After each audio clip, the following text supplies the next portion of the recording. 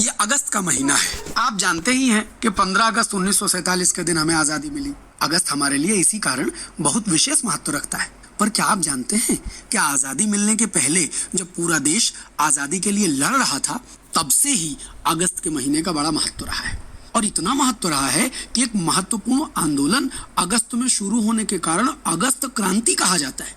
जी हाँ, आज हम इसी अगस्त क्रांति यानी भारत छोड़ो आंदोलन की बात करते हैं। अब सवाल यह है कि भारत किससे छोड़ने को कहा गया? आप हंस पड़े ना, इतना सरल सवाल। अरे ये तो सब जानते हैं कि अंग्रेजों भारत छोड़ो। अच्छा, तो कुछ आपकी जानकारी और कुछ हमारी जानकारी। आओ एक किस्सा सुनते हैं। इतना तो सभी जानते हैं कि अंग्रेजों ने झूठ, फरेब और ताकत का इस्तेमाल कर भारत को गुलाम बना लिया। पर इस गुलामी के खिलाफ रह रहकर आवाजें उठती रहीं और इस विरोध की प्रमुख आवाज बने महात्मा गांधी। जी हाँ, हमारे प्यारे बापू। गांधी जी ने अंग्रेजों के खिलाफ कई आंदोलन चलाए, जिनमें असहयोग आंदोलन 1920 में, सविनय अवज्ञा आंदोलन 1930 में प्रमुख आंदोलन थे। पर इन आंदोलनों में पूर्ण सफलता नहीं मिली और इनके बाद अंग्रेजों के अत्याचार बढ़ते गए और आखिर गांधी जी को आर पार की लड़ाई के बारे में सोचना पड़ा। अंग्रेज भारत छोड़े, इससे कम पर अब कोई बात नहीं बनेगी। ये बात प्रत्येक भारतीय के मन की बात थी और गांधी जी ने इसी विचार को आंदोलन में बदल दिया। अंग्रेजों ने क्रांति को टालने के लिए क्रिप्स मिशन जैसे झूठे प्रस्ताव भी भेजे, पर अब तक सभी भारतीय अंग्रेजों के झूठ और असली मंशा को समझ चुके थे। 8 अगस्त 1942 को अखिल भारतीय कांग्रेस समिति ने बंबई अधिवेशन में भारत छोड़ो आंदोलन प्रारंभ करने का निर्णय लिया और तब गांधी जी ने अपने भाषण में कहा, मैं आपको एक संक्षिप्त मंत्र देता हूं, आप इसे हृदय में पक्का बैठा लीजिए और अपनी प्रत्येक सांस के साथ इसे व्यक्त होने दीजिए।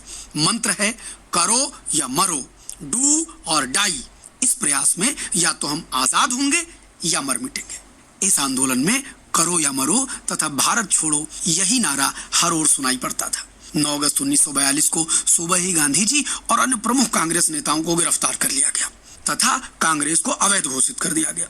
अगस्त में इस आंदोलन के शुरू होने के कारण ही भारत छोड़ो आंदोलन को अगस्त क्रांति कहा जाता है। 8 अगस्त को प्रस्ताव पास कर 9 अगस्त से यह शुरू हुआ, इसीलिए 9 अगस्त को अगस्त क्रांति दिवस कहा जाता है। बंबई के जिस ग्वालियर टैंक मैदान में प्रस्ताव पारित हुआ, उसे स्वतंत्रता के बाद अगस्त क्रांति मैदान कहा जाने लगा।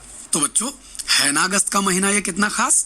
अच्छा, तो अब जानने वाली बात यह है कि इस आंदोलन का करो या मरो नारे का असर क्या हुआ।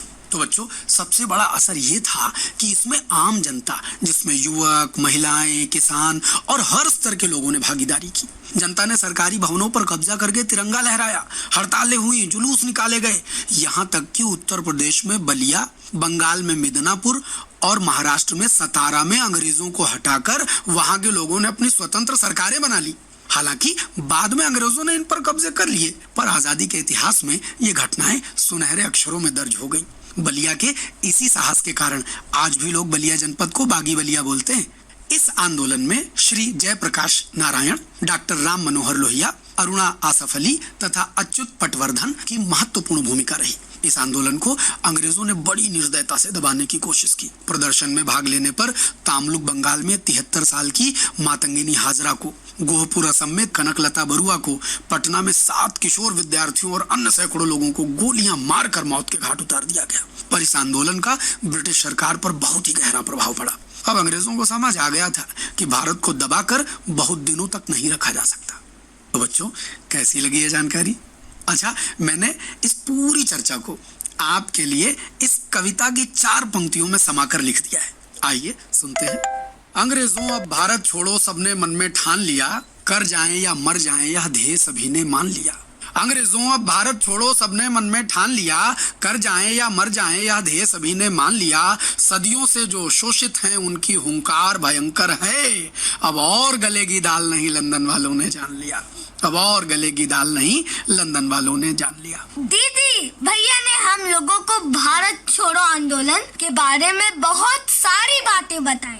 इन्हें देते हैं ढेर सारा धन्यवाद। बच्चों, अभी आपने सुनी ये वार्ता, भारत छोड़ो आंदोलन, आजादी के लिए करो या मरो की लड़ाई। वार्ताकार थे अमरनाथ गुप्ता भैया।